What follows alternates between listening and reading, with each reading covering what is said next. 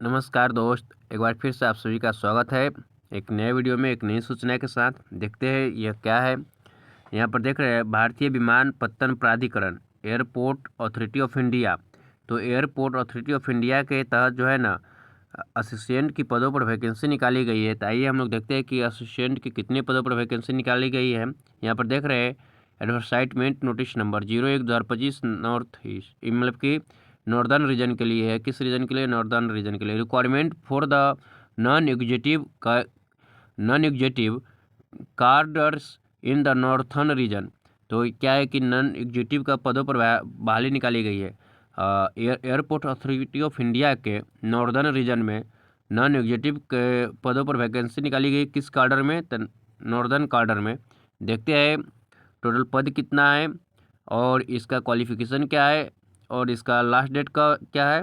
तो यह जो है ना आपका ऑनलाइन मोड से ये एप्लीकेशन भरा जाएगा, केवल ऑनलाइन मोड से। यहाँ पर देख रहे हैं opening date of the online application 4/2/2025, यानी कि 4 फरवरी 2025 से आप लोग फॉर्म भर सकते हैं। Last date of online application, last date क्या है? तो 5/3/2025, यानी कि 5 मार्च 2025 तक आप लोग फॉर्म भर सकते हैं, लास्ट डेट है।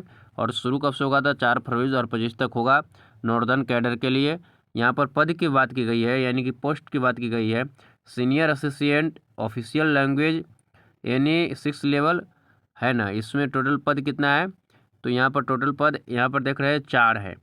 सीनियर असिस्टेंट अकाउंटेंट यानी 6 लेवल, इसमें टोटल पद 21 है। सीनियर असिस्टेंट इलेक्ट्रॉनिक्स यानी लेवल 6, इसमें 47 पद है total. Junior assistant fire service, junior assistant fire service का जो है ना टोटल 152 पद है। तो इस प्रकार जो है ना अलग अलग कैटेगरी में यहाँ पे पद को बताया गया है आरक्षण वाइज। तो इस तरह से इतने पदों पर इसमें क्या किया गया है कि वैकेंसी निकाली गई थी। अब हम लोग देखते हैं कि इसका जो है ना एग्जामिनेशन फ़ी कितना है और एग्ज़ाम कब होगा। एग्ज़ाम पैटर्न के बारे में थोड़ा देखते हैं। एज लिमिट की बात की, maximum age limit of the 30 year, यानी कि अधिकतम उम्र कितना होना चाहिए? 30 वर्ष होना चाहिए। 3 साल के छूट है ओबीसी नॉन क्रीमिलियर के लिए और 5 साल का छूट है SC ST के लिए। आगे हम लोग देखते हैं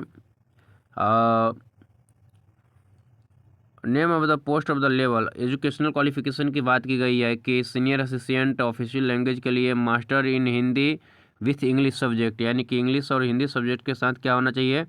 मास्टर होना चाहिए। या master in any subject a part of the from Hindi English from a recognised university along with the Hindi English language, यानी कि हिंदी और इंग्लिश लैंग्वेज के साथ आपको मास्टर डिग्री होना चाहिए। सीनियर असिस्टेंट के लिए क्या है? Graduate preference by BCom with computer literacy, यानी कि MS ऑफिस के साथ क्या होना चाहिए कि आपको जो है ना बीकॉम होना चाहिए। एंड एक्सपीरियंस 2 ईयर एक्सपीरियंस की बात की गई, इसमें भी 2 ईयर एक्सपीरियंस था, इसमें भी 2 ईयर एक्सपीरियंस है। सीनियर असिस्टेंट इलेक्ट्रॉनिक्स के लिए जो है ना diploma in electronics telecommunication radio engineering और 2 साल का अनुभव, 2 year experience. Junior assistant fire service के लिए जो है ना 10th pass 3 year approval regular diploma in mechanical automobile fire, यानी कि 10वीं पास होना चाहिए और डिप्लोमा होना चाहिए, है ना। या 12th पास होना चाहिए। रेगुलर स्टडी, रेगुलर मोड में आपको क्या होना चाहिए? 12th पास होना चाहिए, फिर भी आप फॉर्म भर सकते हैं।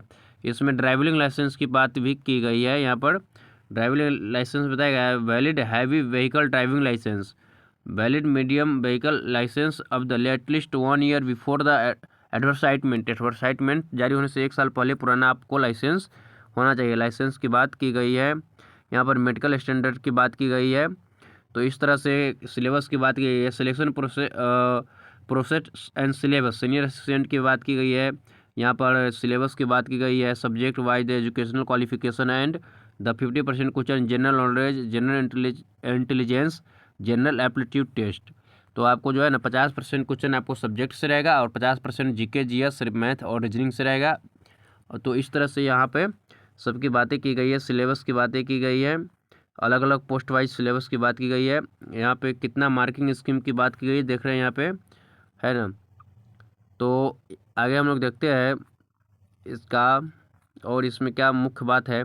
एप्लीकेशन फ़ी की बात की गई। कैटेगरी वाइज एप्लीकेशन है जो है ना। जनरल EWS OBC कैटेगरी की 1000 रुपया लगेगा। बाकी कैटेगरी का जो है ना नो एप्लीकेशन फ़ी है, किसी प्रकार की कोई एप्लीकेशन फ़ी नहीं लगेगा। तो इस तरह से यहाँ पर देख रहे थे airport airport authority of India के प्रमुख नोटिफिकेशन था। धन्यवाद।